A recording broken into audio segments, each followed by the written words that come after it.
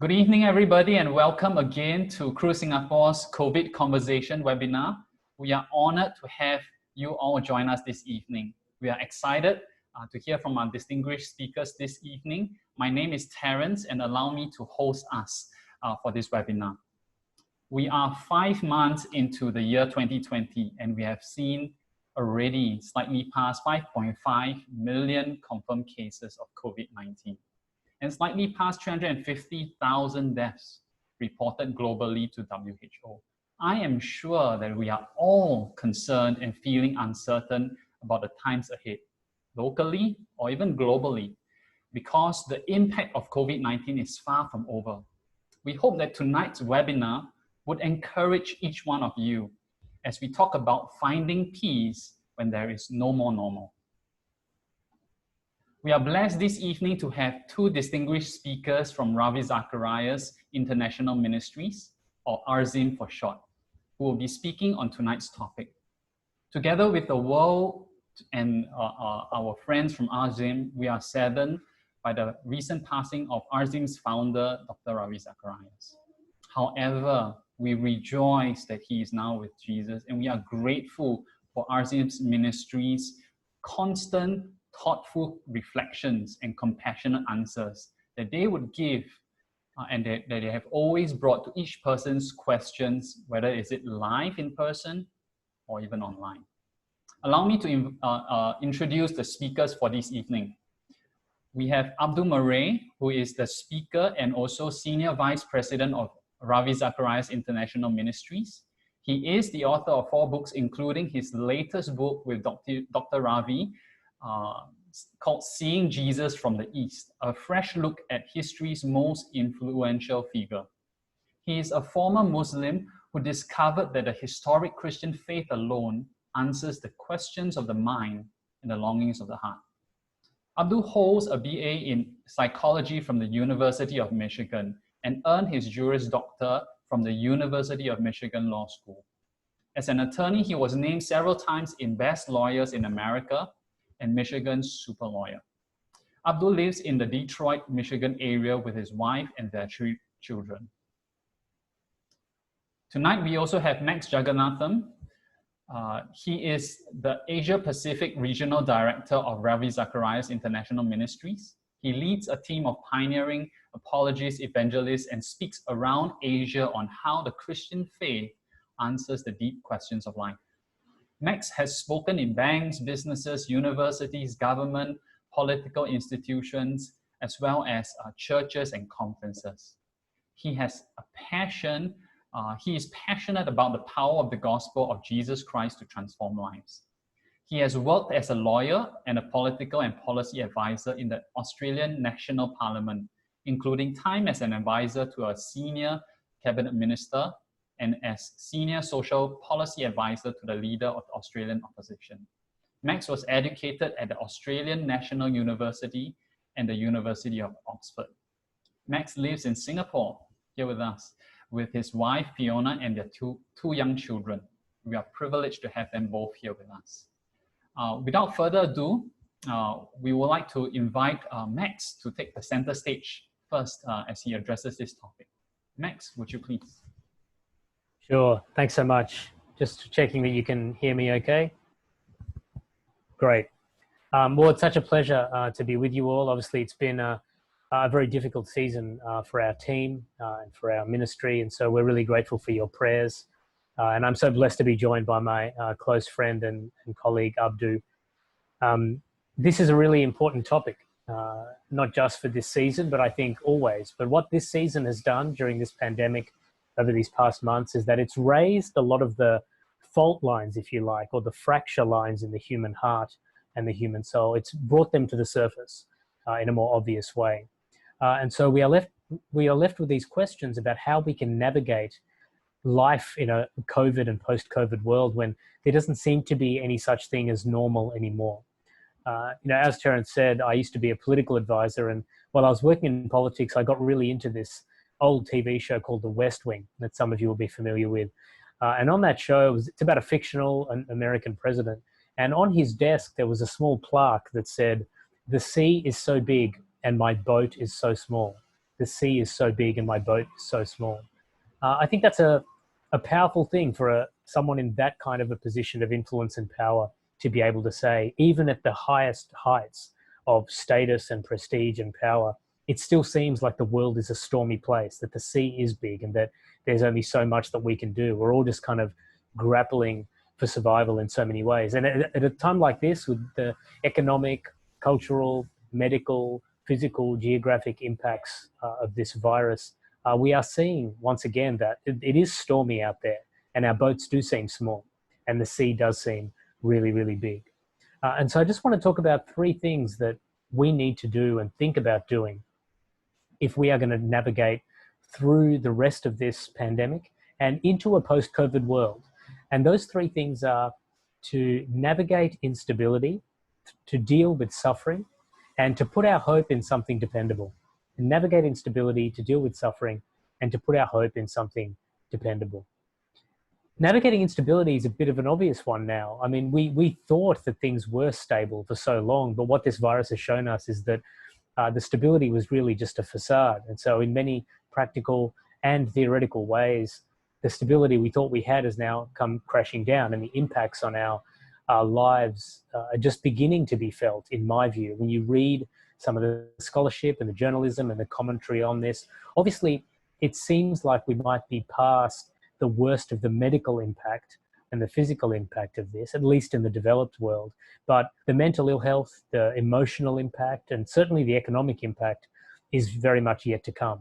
I know that during the dot-com boom, which was before I moved to Singapore, but during the dot-com boom, Singapore's economy contracted by more than 1%. It was around 1.1%, which was comfortably the biggest contraction in Singapore's history in any year-on-year comparison. Whereas what the models are telling us now is that in a post-COVID Singapore, the economy is set to contract by a minimum of 7%, potentially up to 15%. And some modelers are putting it at above 15%.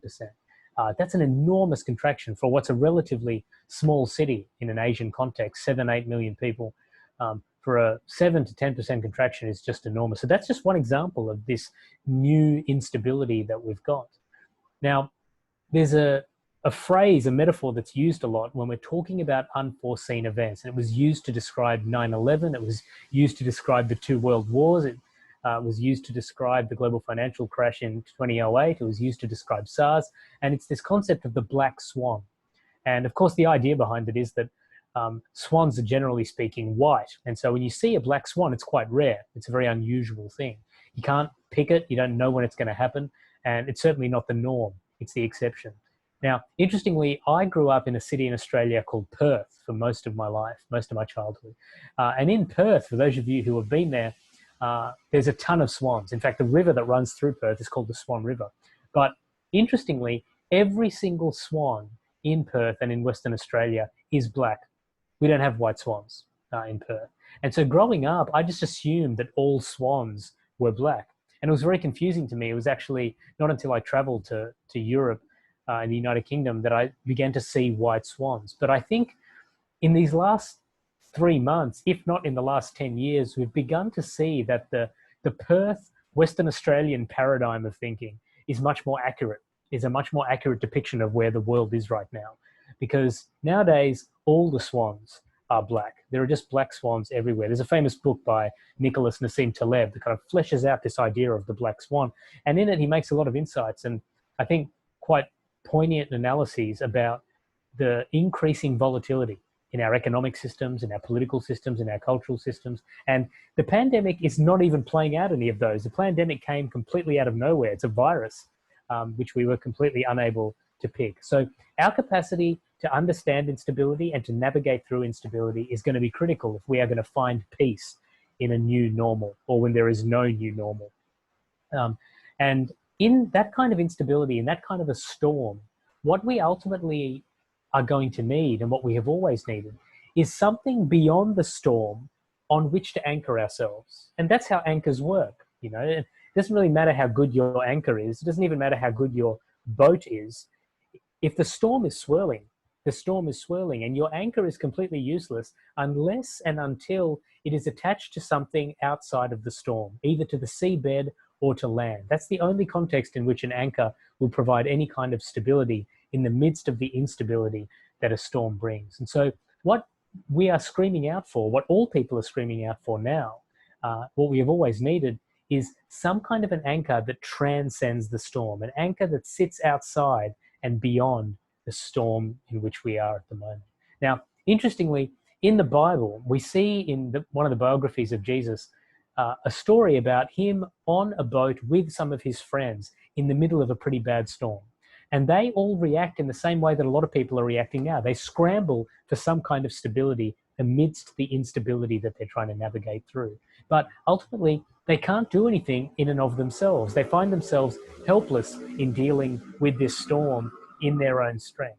And for those of us who are logged on here and you're from Singapore or you're from Southeast Asia, and I know there are people here from across the world, but if you're connected in any way, to Southeast Asian thinking or the Singaporean mindset, you know that a big part of what we're about here in Southeast Asia is just working hard, putting our heads down, working hard, building stability for ourselves, building security for ourselves, navigating the instability with just sheer intellect and hard work.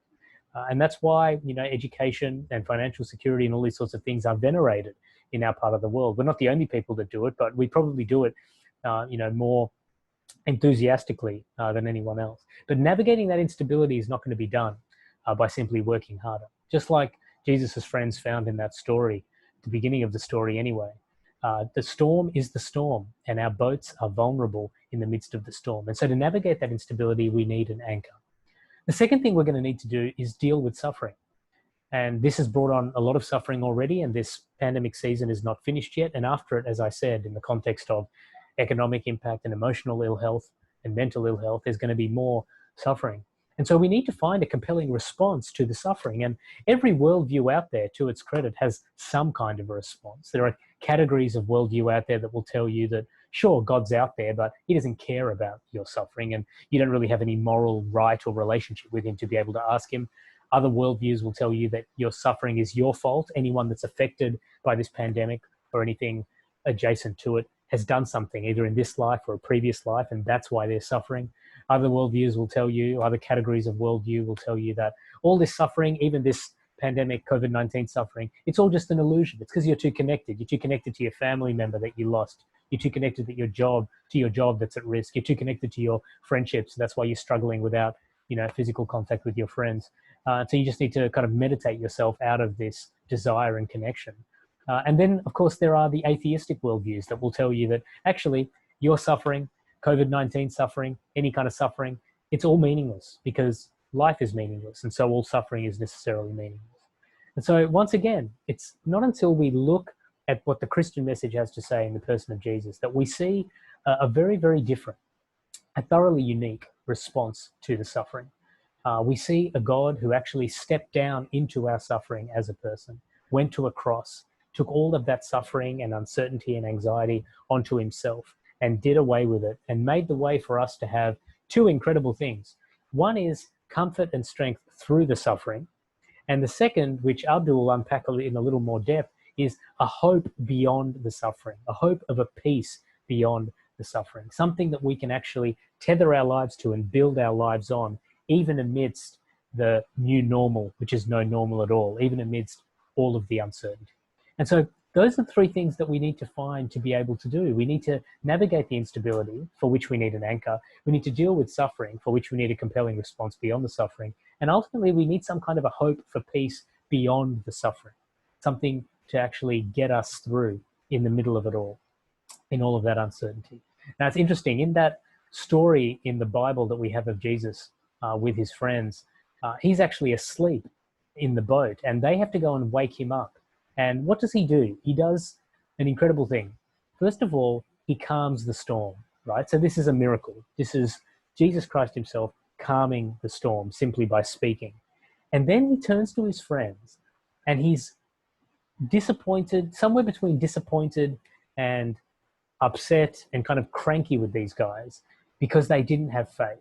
Even though he was right there in the boat with them, they were freaking out because he was asleep and they thought that he wasn't doing anything. They thought that he didn't care. They thought that they were suffering. They were in the midst of this storm and he just simply wasn't up to it. But the amazing thing is, the great irony of that story is that they thought that it's all about, the whole problem arises from the fact that Jesus is not awake. He's in the boat, but he's not awake. But the real issue was, as Jesus said, was the fact that they were not awake to who he was. They were not awake, not just to his presence, but to the essence and the character of who he was. God himself as a person who wanted up close and personal relationship with them, and through that up close and personal relationship offered them stability in the middle of the storm. It's interesting that at the on JFK's desk, and on the desk of the president in the West Wing as well, the plaque, the full plaque, actually says not "the sea is so big and my boat is so small," but it says, "Oh God, your sea is so big and my boat is so small." And I think that really does change the game. It changes the entire paradigm in which we can think about a new normal or a new abnormal or a never normal, which seems to be the way that the world is going. Because if we acknowledge that we are in a storm, that our boats are small, but the God of the universe is the custodian, not just of us and our boats, but of the entire storm. He actually owns, he created the ocean itself. And so if we are willing to turn to him, as Jesus calls us to do in the Christian message, if we're willing to turn to him, he promises to do one of two things, if not both of these two things. Either to calm the storm, as Jesus did in that story, or to let the storm swirl in some way, but to calm us within the storm. And Abdu is going to talk a bit more about what that actually looks like, what actually the Christian message offers in the context of calming us amidst the storm, which is so important because we're in one. It's undeniable that we're in one. There's no point ignoring it. Well, what a wonderful opportunity to search for truth, to ask some of the big questions that I hope you've all logged on to get answers to and to ask. It's been a real pleasure for us to be here tonight. We look forward to taking your questions, and I'll hand it back to you, Terence, and then on to my friend Abdu.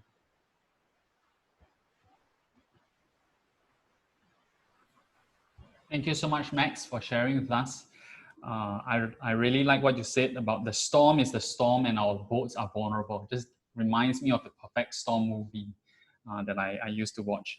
And you mentioned that we need an anchor that transcends the storm. So good. Well, we want to welcome Abdul to take the stage next to share with us his thoughts on the topic. Abdul, would you please? Thank you very much, and what a real pleasure it is to be with you via this means. It's I've been to Singapore many times and always have enjoyed my time there and long to be there in person with you when there becomes a normal once again. You know, it's interesting that we talk about this phrase, the new normal. And in some ways, I understand that our life is going on for the past few months in a way where we're talking to each other through screens, where the human contact and human interaction is a little bit lacking. Even when we do have it, we're at a distance from each other. So we can occupy the same space, but never really commune in a very intimate way. And so we're longing for that. And I hear these things all the time when people say on television, well, we have to get used to our new normal. We'll get through this together with our new normal. And I like the way that this webinar is actually set up because it's saying that there is no normal. I think there's two things to think about here is that when we use the phrase, the new normal, I worry that sometimes this is a defeatist statement. Like, this is the way it is. We have to get used to it and it'll never change. That's not the way it is. This too shall pass. There were new normals during the Justinian plagues. There were new normals during the plagues that killed a quarter of the population of Europe, it seemed. But that passed as well. And I think it's incumbent upon believers to live a life of hope. And so I would caution against using a phrase like the new normal, because this is not how it was going to be. And in fact, there's going to be a new normal at the end of the age when everything is made new. All things are made new. The world is made new. And the new normal will be fantastical in a way that we cannot possibly imagine. So I want to offer that sort of introductory note of hope. But as I do that, I do want to bring it back to a conversation I had with a friend, because we're talking about finding true peace. And I was talking to a friend who really didn't have a sense of peace in his life. This was years and years ago. We were both roommates. We were together in our schooling. He was an atheist. I was not a Christian at the time. I became a Christian after we had graduated. He came to my wedding and he saw that it was a Christian church and wanted to know how I became a Christian because he was visiting me on a business trip. And because it was a business trip, he said, pick the nicest restaurant you can find and we'll go have dinner there because it'll be a business expense. And I said, well, great. Well, if you pay, I will pray. And he thought that was semi-funny and decided to have dinner with me. So we did have some dinner together. And, you know, you catch up over the usual things. You know, you catch up over family and career and how things are going. But he really wanted to know how I became a Christian. What was the basis behind that? And I gave him the philosophical reasons and the theological reasons and the historical reasons about why I thought Christianity answered life's questions in the best possible way. And then he asked me this question and he said, well, I have a hard time believing in a God that you claim exists because you claim that God is all powerful and you also claim that God is all loving. Well, if he was all loving, he would want the suffering to stop. And if he was all powerful, he would be able to stop the suffering, but the suffering still exists. So either he's not all powerful or he's not all loving, or more likely he's just not even there. Do you have a response to that? Hardly like dinner conversation. But I ventured some responses. And the good news is, philosophically speaking, there's many responses. And we centered on this sort of philosophical answer. And it was that God, if he exists in the Christian conception of who God is, God would be the kind of being who would know all things. He would know all past things, all present things, and all future things. He would also know all future possible things, which means that God knows the distinctions that would have happened in history or in future history, as it were, if we chose something else. Here's what I mean by that. Many of you logged on here today, made a conscious free choice to log on to this webinar, or if you're watching it on YouTube and you're watching it now, you could have chosen a million different other things to do. Now, your choices are limited in the COVID world. You can't go to the public park and go swimming or something, but there's a lot of things you could have done. There's a lot of other things you could have watched. God knows what would have happened had you chosen to do something else. And everything you choose to do has a million different other aspects that cause a million other choices to happen.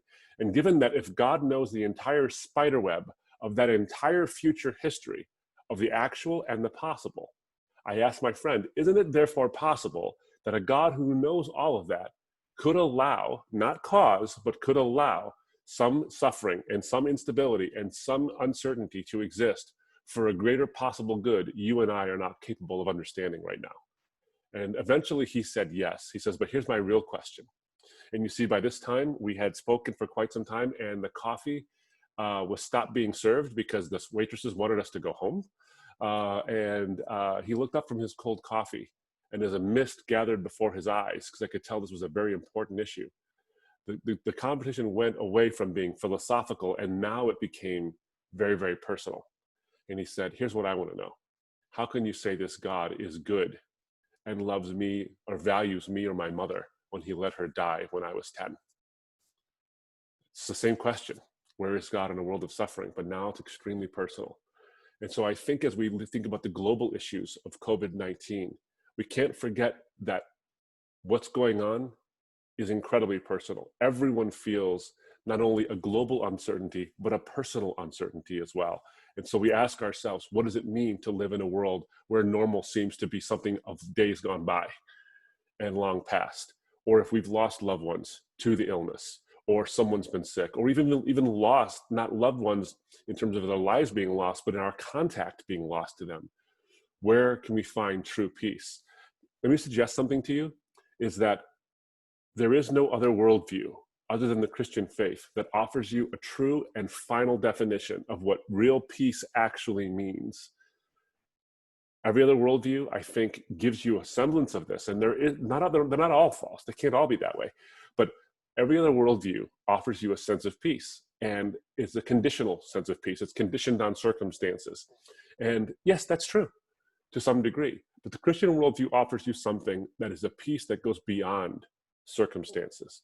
Let's take the words of Julian Baggini, for example. Julian Baggini is an atheist, and he's very frank in his atheism, and he makes this statement. Listen to what he says now about the way the world would exist if there is no God. He says, atheists have to live with the knowledge that there is no salvation, no redemption, no second chances. Lives can go terribly wrong in ways that can never be put right. can you really say to the parents who lost their child to a suicide after years of depression, they should just stop worrying and enjoy their life?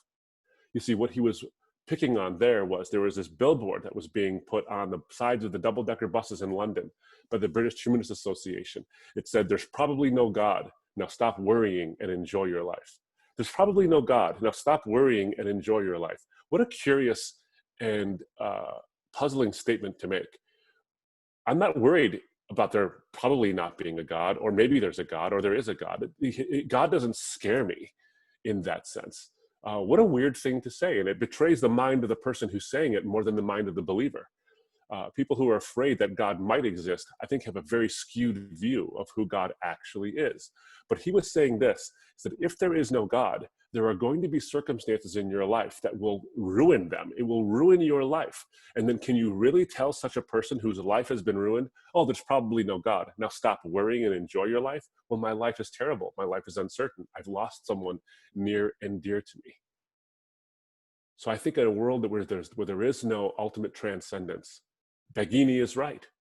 There is no real hope in that place. There is no real certainty or sense of peace. But it was C.S. Lewis who said so beautifully long ago, decades ago, in his book, The Problem of Pain, where he says that God whispers to us in our pleasure. He speaks to us in our conscience, but he shouts to us in our pain. It is his megaphone to rouse a deaf world. Now, I don't think that Lewis is saying that God causes pain, but God uses uncertainty. God uses pain to be a megaphone to awaken us to what we have lacked and what we really need. I think that's true. You know, it's interesting when you look at the Gospels and you see the Gospel of John, there's this passage in the Gospel of John, in John chapter 14, verse 27, where Jesus is about to undergo unspeakable suffering. He's about to be tortured, betrayed by a friend, tortured and die at the most horrible mechanism of death the Roman Empire could devise.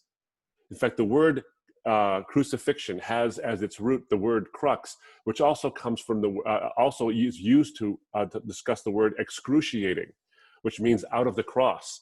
The very word we have for agony comes from what Jesus went through. Now he's about to go through that. He's about to go through that level of agony. And what he says to his friends right before he goes through that agony is this: "Peace I leave with you. My peace I give to you. Not as the world gives do I give you. Let not your hearts be troubled, nor be afraid." What a strange thing to say. Here he is. He knows he's about to undergo unspeakable violence. Out of everyone in that room, he should have no peace whatsoever. The only person who shouldn't have peace is Jesus. Yet he says, "Peace I leave with you. My peace I give to you. Not as the world gives." You see, what the world wants to tell you peace actually is. Peace comes from stability economically. Peace comes from tranquility and a lack of conflict nationally. Peace comes from safety and no crime and all these things. And those are elements of peace, but those are the veneers of peace. Those are the thin patina on the top of peace. The depth of what real peace is not absence from conflict. It's not absence from uncertainty. And if it were, then Jesus wouldn't have had peace to give to his disciples. By the way, people he knew would suffer for his message. So the very person who's going to suffer is offering peace to the people he knows will end up suffering for his namesake. And yet he has it. Why? Because the world tells you that peace comes from stability and certainty and from lack of violence. And yet Jesus, on the surface, had none of that. But what he did have was perfect relationship with his Heavenly Father. He had a relationship that transcended circumstances because he had a relationship with the transcendent one who is the source and cause of all of existence. That means your circumstances cannot possibly dictate the peace, the true peace you'd have. But a relationship with the Father can. The transcendent one can offer you and me a lasting peace despite our circumstances. You know, it's interesting that when Jesus walks into a locked room after his resurrection, there's one man in the room who has not believed the reports. He has not believed that Jesus rose from the dead. And he's like, I don't know. You keep telling me this. All of his friends and people who have worked with Jesus for 3 years are saying, I've seen the Lord with my own eyes. And he doesn't believe them. He says, I need to see the nail scars and I need to see the wound in his side. Then I'll believe that he actually rose from the dead. And then Jesus walks into that locked room. Now, what's interesting about this is Thomas is in a locked room, hiding away from the rest of the world. He is socially isolating himself. He is socially distant. He is, in a sense, afraid of what's out there. Does that sound remotely familiar to anybody? It sounds exactly like what we're going through. And in the middle of his doubts, what does Jesus do? Jesus enters the locked room. He enters the locked door and then shows Thomas something wonderful. The first thing he says to Thomas and to the people in the room is, Shalom Aleichem. Salamu alaikum, Muslims would say. Shalom Aleichem, Hebrews would say. The Greeks would say irane as the word. Peace be unto you. And he shows Thomas the scars in his hand and the wound in his side. And he says to Thomas, who is absolutely riddled with a lack of peace, he says, peace be to you. My resurrection from the dead is your peace. Do not be troubled, nor be afraid. And Thomas became a lion for the faith. He went outside of the locked room. He went outside of his social isolation and spread the good news and the hope of what Jesus Christ had to offer him because of the historical reality of the resurrection, not because of the myth, not because of the well-meaning idea, but the historical reality of the resurrection gave him peace that there was a transcendent God in control of it all.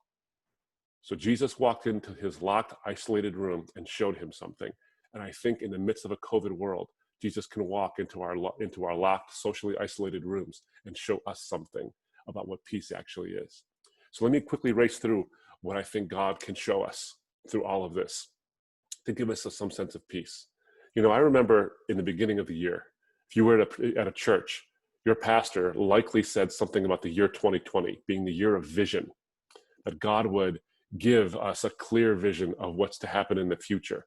Even in businesses, in secular businesses, I remember seminars being talked about in terms of 2020 being the year of clear vision. We have a strong sense of our mission and our vision as an organization of where we need to go in the future. Educational institutions were using this metaphor of 2020 perfect vision to use this year as a year of clear vision. And then the Australian wildfires happen, and then COVID-19 happens, and all these various things are going on and happening, and suddenly everything is very cloudy, and we seem to think to ourselves, where did this promise of 2020 clear vision go? It's ruined. Has it been ruined? You know, God whispers to us in our pleasure. He speaks to us in our conscience, but he shouts to us in our pain. It is his megaphone to rouse a deaf world. So he speaks to us through the ear gate, but also through the eye gate, giving us 2020 vision. What has God shown us? First, he's shown us the value of human contact and that which we have missed for so long.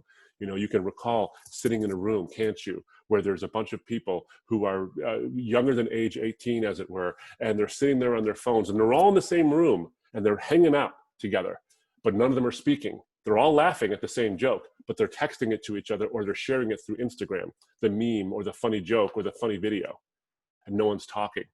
They're in a room, but they're looking at their screens. But now here we are, even though the gift of technology, and God has redeemed technology in this wonderful way, we're becoming more tired of looking at screens. In fact, the studies show that there is an increased level of stress from screen meetings than there are from in-person meetings, and that people grow more fatigued looking at screens and talking to little green dots instead of talking to a human being through these things. And so we look at the value of human contact and human proximity once again.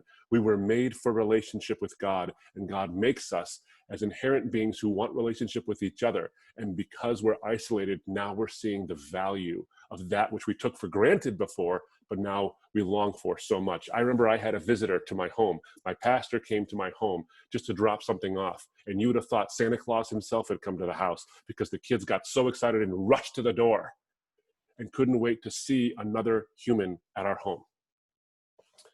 We've seen the value of human contact once again. We've also seen that God can redeem technology for his good purposes. Church attendance online has skyrocketed compared to in-person services. Now, I think there's no substitute for being there yourself in person, but those who would never darken the door of a church are willing to go to the online service to see what this is all about. And so the message of the gospel, the message of peace, is being spread in a way that we did not anticipate when COVID-19 actually started.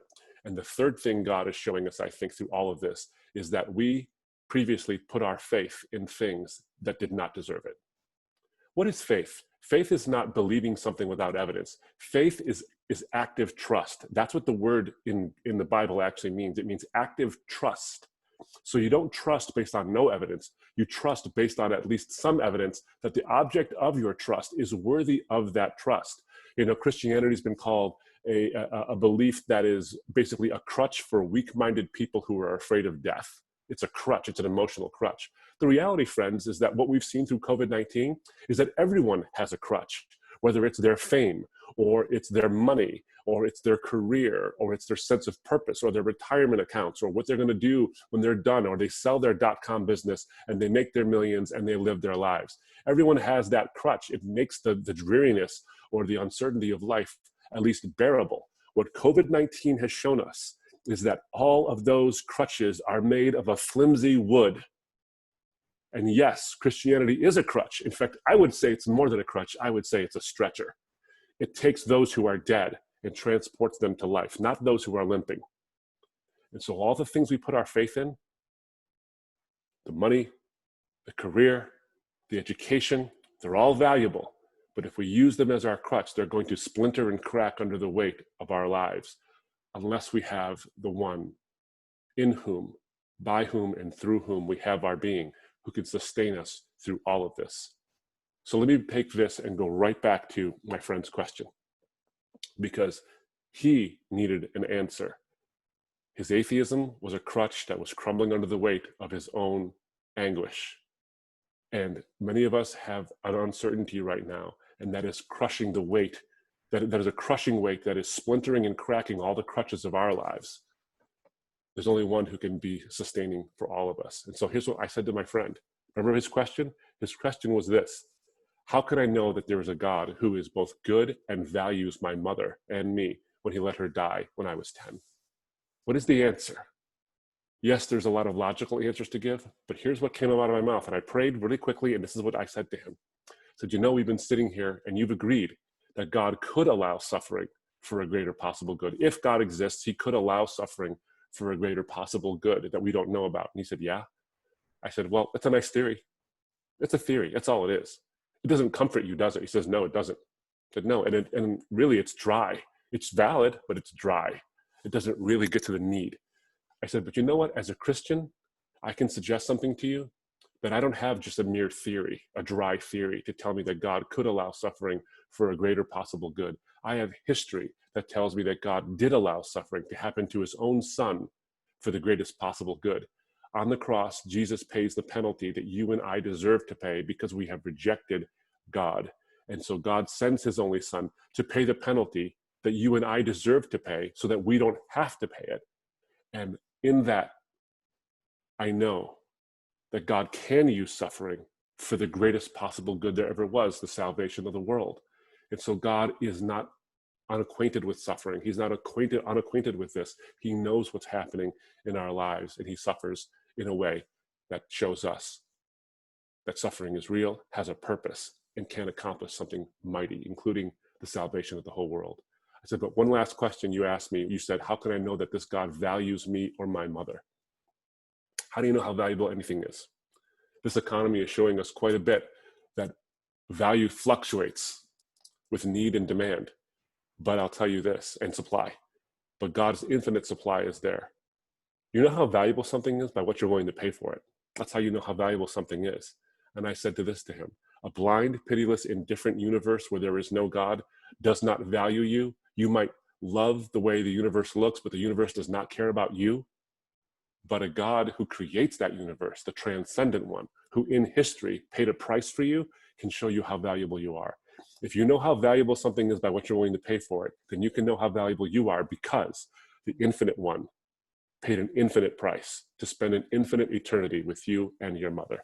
And he looked at me and he said, now that is worth believing. Friends, in an uncertain world where there seems to be no normal, there is an undercurrent of normal. There's an undercurrent of something stable, and that is the gospel, and that is Jesus himself, who is a figure of history, who also can live in your and my heart and give you peace when the world does not offer you any. Thank you.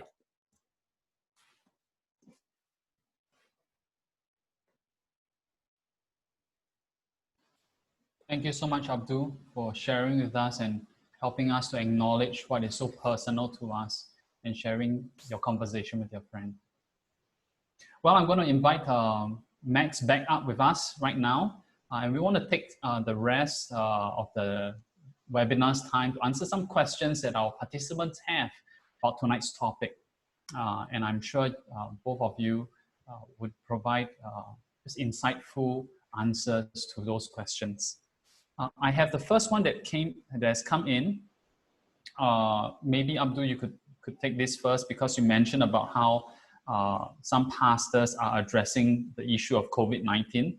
The question is this: how do you answer to people of a different faith from the Christian worldview who are upset with some preachers' claim that COVID-19 is a punishment from God? You know, that's a good question. And I've gotten this question quite a bit, and I thought about it a lot. You know, when you look at, from the Christian perspective, when you look at the Bible's precedent for when God sends judgment, whether it's through other people or it's through plague or famine or whatever it might be, you always see a certain pattern happening in the Bible. And I don't think that that pattern is necessarily evident in what we see today.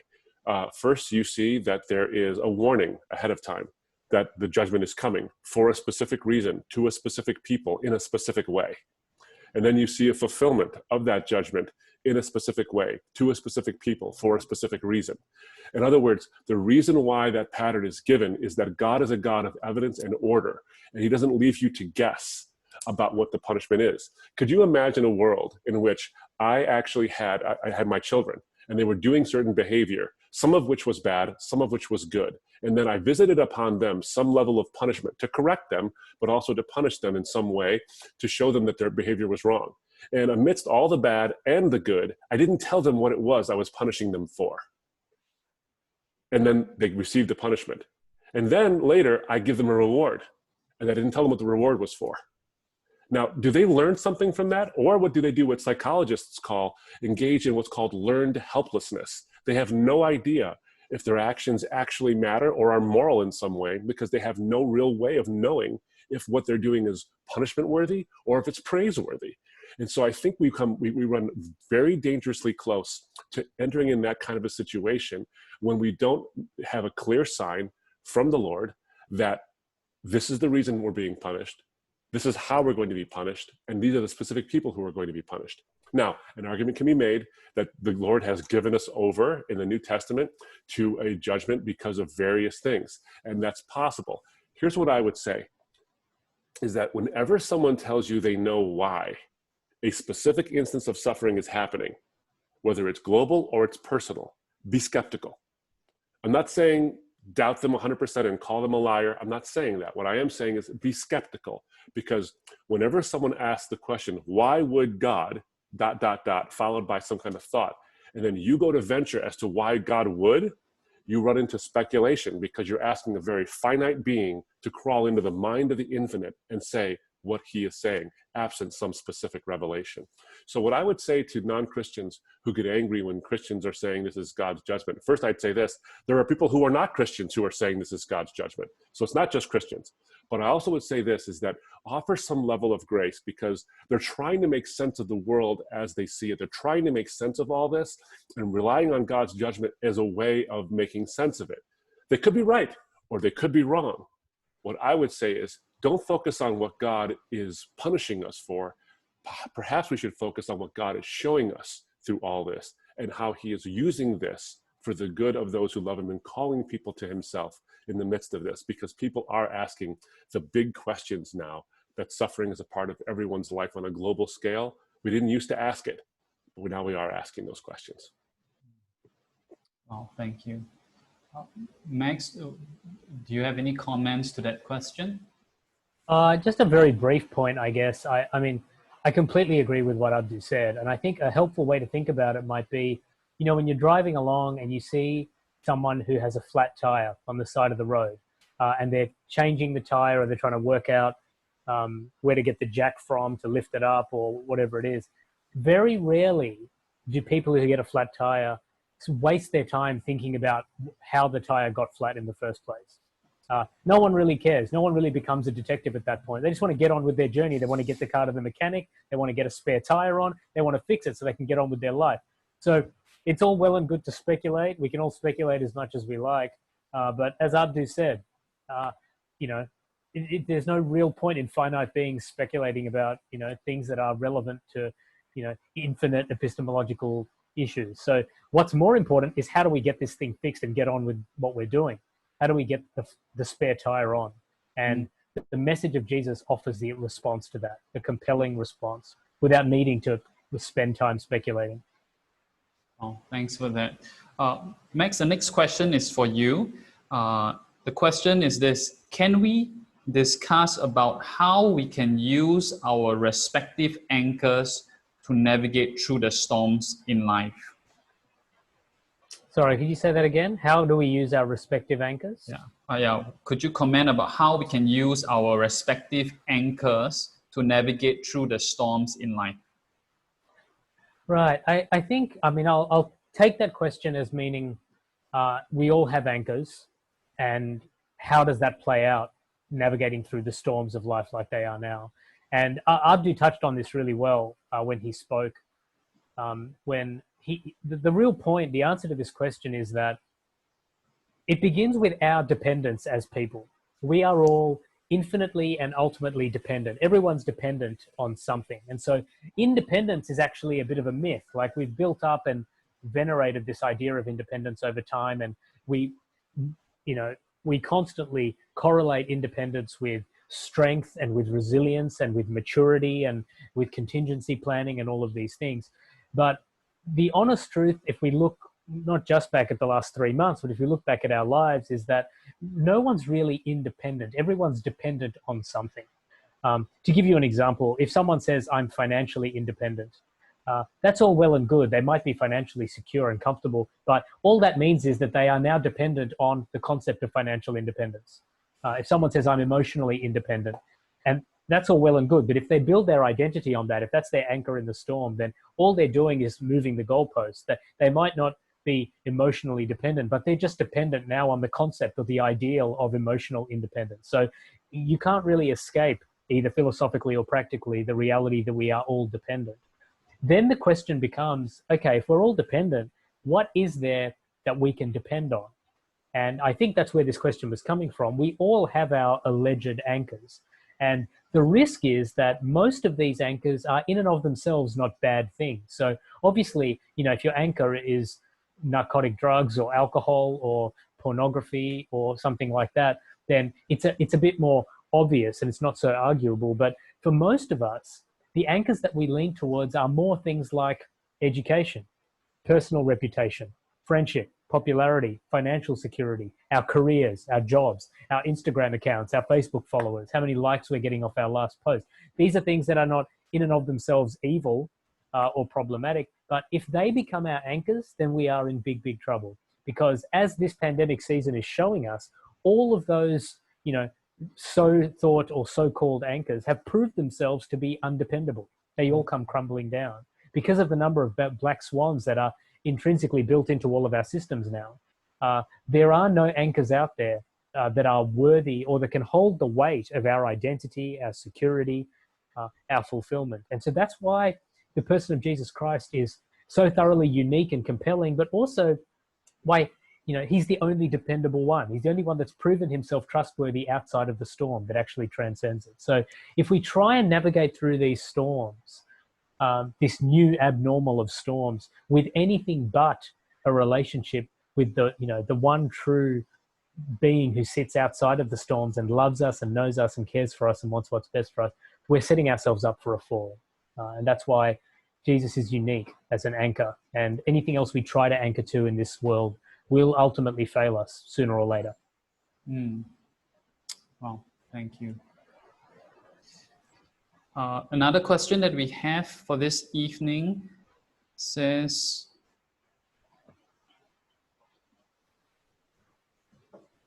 okay, let me try to sharpen the question.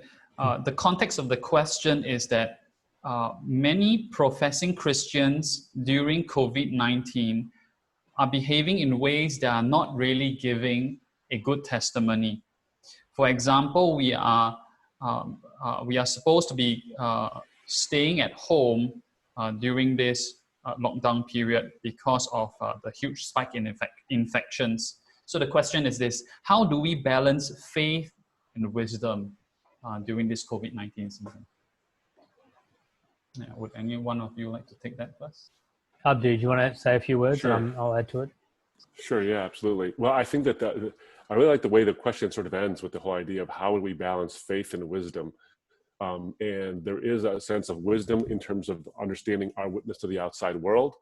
So there's a temptation, for example, to basically use faith. It's like, I have faith that I can't get sick from this, and God will take me when God will take me. So I'm not going to wear my mask. I'm going to start licking doorknobs, these kind of things. We have this sort of temptation to do this. As Christians, I think this is wrong-headed because, as I was describing before, faith is not blind belief. Faith is active trust, but it's trust based on something. It's trust based on evidence.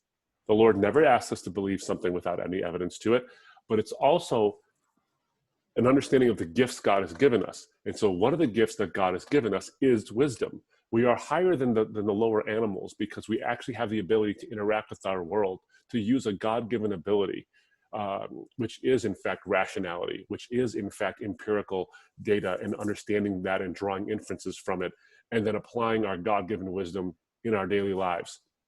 So I think the balance between faith and wisdom is that to have the faith that God himself has given you wisdom to live in a life where you could actually say, here is the data, here are the facts, I should live as safely as is practicable, with the understanding that there are other people out there who might be more susceptible to a disease that I would be. Like most things in life nowadays, especially nowadays in a post-truth world, everything becomes politicized. It becomes a matter of conservative versus liberal. It becomes a matter of right versus left, as opposed to, as Ravi would say, up and down.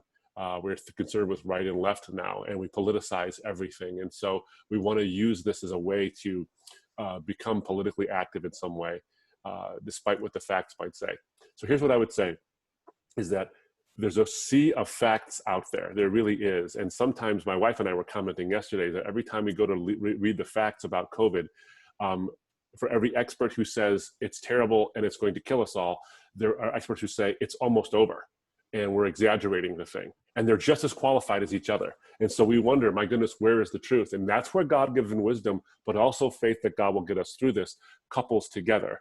And so I think we should listen to those who have been placed in authority and experts as well. Listen carefully to these things, make judgments based on wisdom, but understand that what we do is watched by the rest of the world. And so this question is so important, because I think oftentimes we think we live in isolation. We don't live in an isolation at all. In fact, one of the things that, coming from my Middle Eastern background and Ravi's Eastern background, we wrote about in Seeing Jesus from the East, is that one of the blessings that the Eastern culture has bestowed upon bestowed upon us, and the West can learn from, is that Easterners often think of the collective. In an honor-shame culture, we think of the collective. How do my actions, words, and deeds affect not only me, but my family and how they're seen, and the collective and how it actually functions? And we're learning in a COVID world that our actions affect everyone. And so we're called to live what Jesus says in the golden rule: do unto others as you would have them do unto yourself, do unto you, I should say.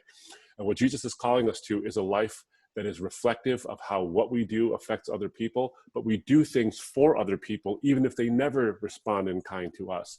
What the Christian witness should be about is a life that is incarnational in the sense of being self-sacrificial. I'm not saying you have to do certain things or live up to certain standards. Use your God-given wisdom to do that, but always keep in mind that we live a life that is self-sacrificial for the benefit of others, so that whatever we do, they see Jesus in us. They don't see selfishness in us. Yeah, I think that's absolutely spot on. The only thing I would add to that, I guess by way of summary really to what Abdu said, and an extra thing to remember, is that faith and wisdom are not mutually exclusive.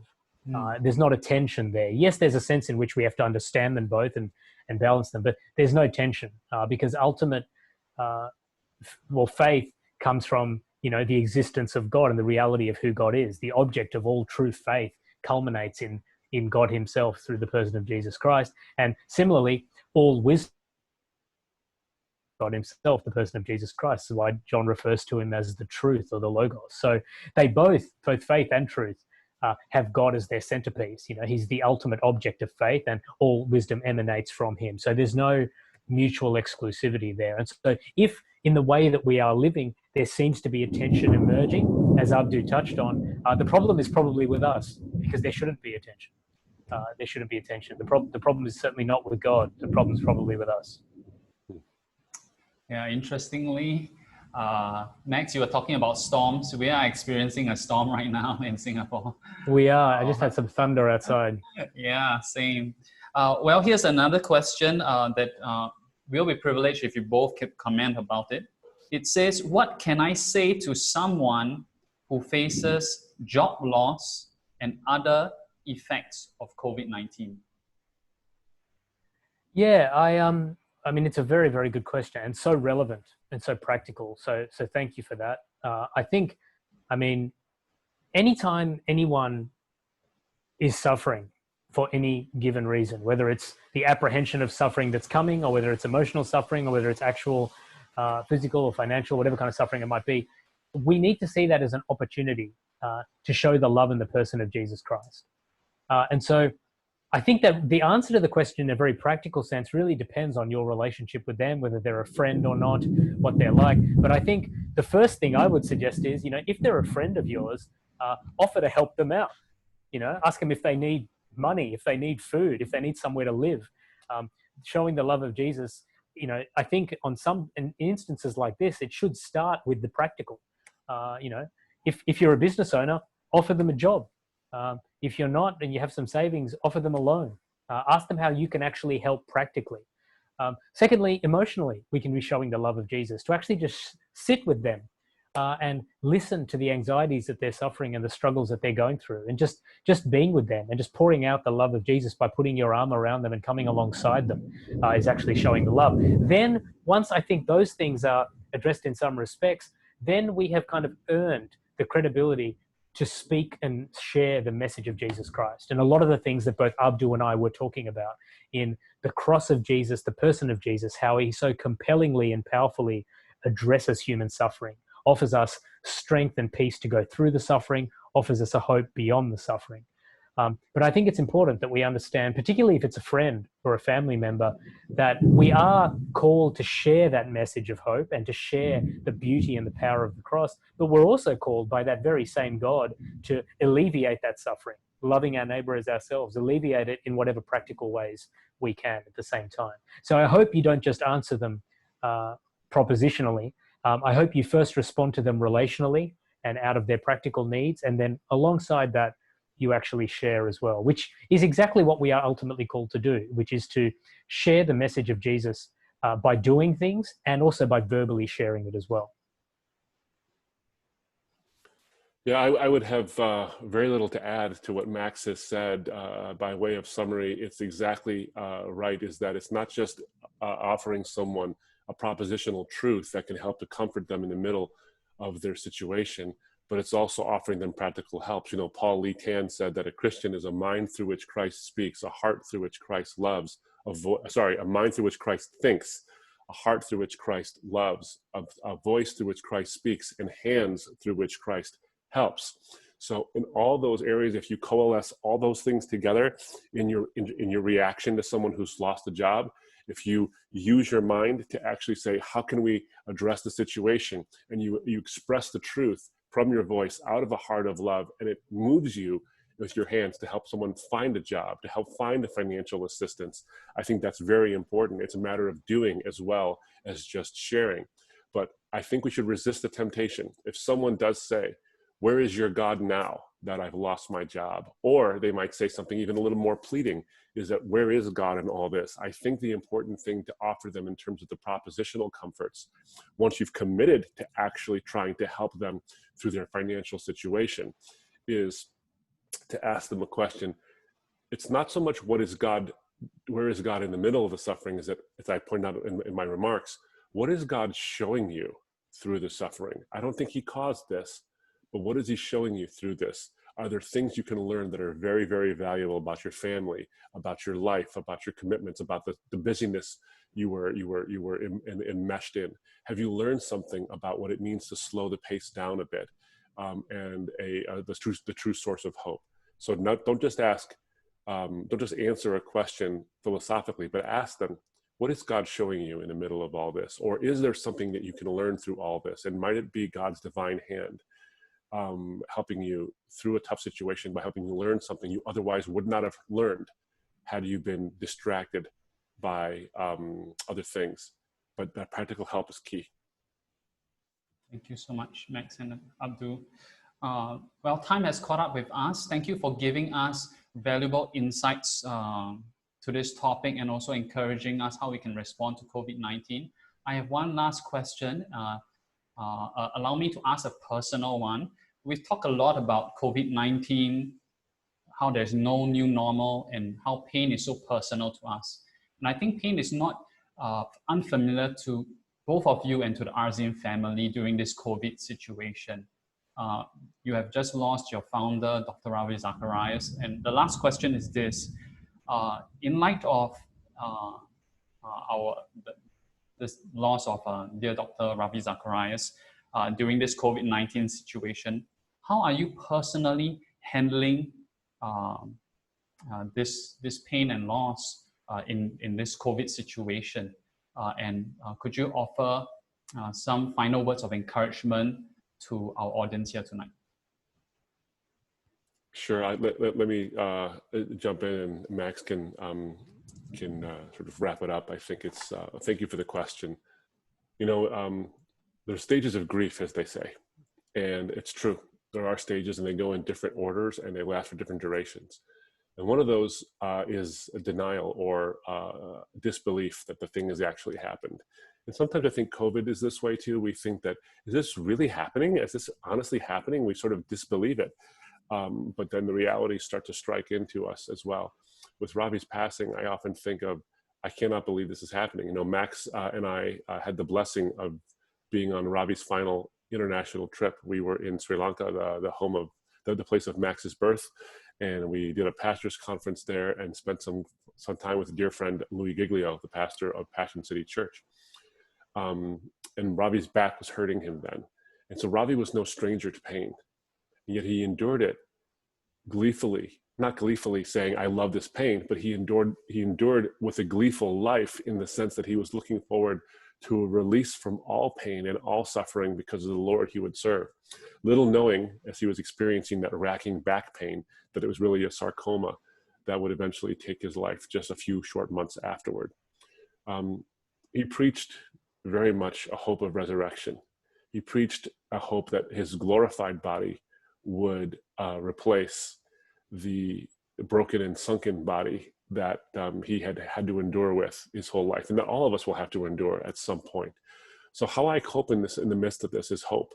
You know, the Christian faith in 1 Peter 3:15 says to set apart Christ as Lord in your heart. Now, Peter says that in the midst of persecution of the Christian faith, so a lack of certainty when there's pain. It says, set apart Christ as Lord in your heart, always being prepared to provide a reason or an answer or an apologia in the Greek for the hope you have to anyone who asks, but to do it with gentleness and with respect. So you don't offer a reason for why you believe what you believe. You offer a reason for the hope you have that forms the basis of your belief, and you do it to anyone who asks. So as I try to traverse through all this pain, I have to ask myself, despite all the uncertainty, despite the pain of loss of someone so near and dear, whose voice I will never hear live again until we come into that special kingdom with the Lord, despite all of that, I have to ask myself, do I live a life that's so hope-filled that someone asks me, what's with you? Why do you have hope in the midst of this? And that's the hope I aspire to live. That's the hope Ravi lived with, and I hope we can all exemplify. Yeah, thanks so much, Abdu. It's it really has been a blessing to be with all of you guys, and Abdu, to do this with you as well. I have no doubt Ravi would be so pleased that we did this, and that you are all here. And for everyone that's online right now, we hope that we managed to give you a clear look, a relatively clear look anyway, at the person of Jesus. That's always what Ravi taught us to do, and that was always his vision. It is a very, very painful time. And yeah, this pandemic has kind of exacerbated that or confused that in many ways. But, you know, as Abdu said, and as we have been saying, I hope you've heard this all night as we've been sharing, the fundamentals of who we are and what we need and the brokenness of our world and the brokenness of ourselves has not changed. It hasn't changed in the last week since Ravi's passing. It hasn't changed since the beginning of the pandemic, and it will never change.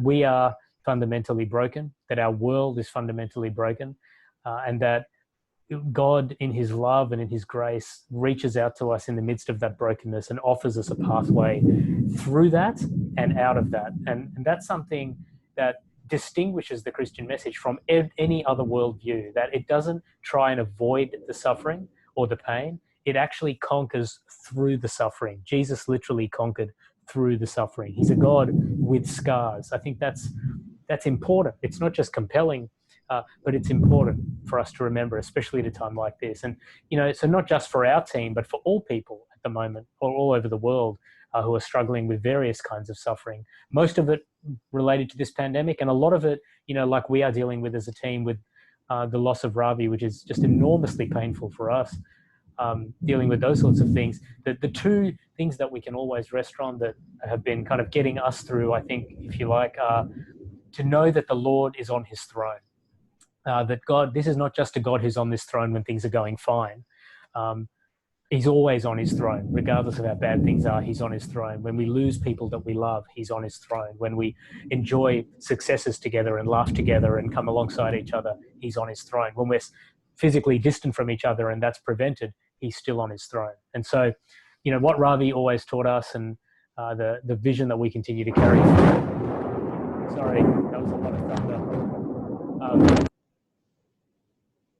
That we continue to carry through is very much being able to rest on the fact that this Christian message, this Jesus, he's real. This Christian message is literally true, but it's not just propositionally true.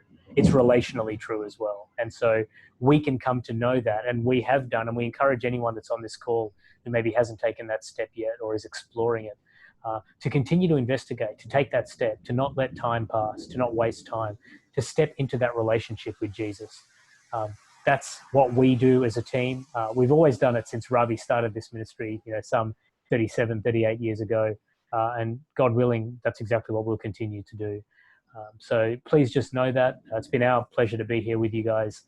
However difficult this season is for you, for whatever reason, just know that God is on his throne and he's reaching out for a relationship with you. All we have to do is take his hand, and he will not just walk us through the suffering. He offers us an eternal hope and a future where there's no more suffering at all. Thank you, Max. Thank you, Abdul. Thank you all for joining us this webinar this evening. Thank you for our two distinguished speakers for sharing so vulnerably with us, so personally. Before we end this webinar this evening, I want to share some available resources to us this evening. If you are someone who is on that spiritual journey of discovering what faith is, what might faith look like to you, or the Christian worldview, I encourage you to check out two websites, the4.sg or everystudent.com. Additionally, you can check out RZIM's website, rzim.org, for helpful articles and resources as well. Lastly, I want to a last resource that you can find is in our Crew Media Ministry, where we are offering Ravi Zacharias, Abdul Murray, and other RZIM authors helpful books and other helpful resources at special prices. This is at media.crew.org.sg/finding-peace. Secondly, other than helpful resources that you can find, is that we are having our first ever Mandarin webinar next week at 8:30 p.m. where Pastor Estella will be talking in Chinese, in Mandarin, about Job in the Bible, about suffering, and about COVID-19. Would you help us spread the word with your Chinese-speaking friends and anyone who might benefit from this webinar? Once again, thank you all for joining us tonight. Allow me to end with a quote that is from a book from Ravi that Ravi wrote that is personal to me. He quoted saying, Thomas Merton once said, "We cannot be at peace with others because we are not at peace with ourselves. We cannot be at peace with ourselves because we are not at peace with God." I encourage you today to begin your journey in finding what peace with God looks like. Thank you all again. Good night and bye-bye.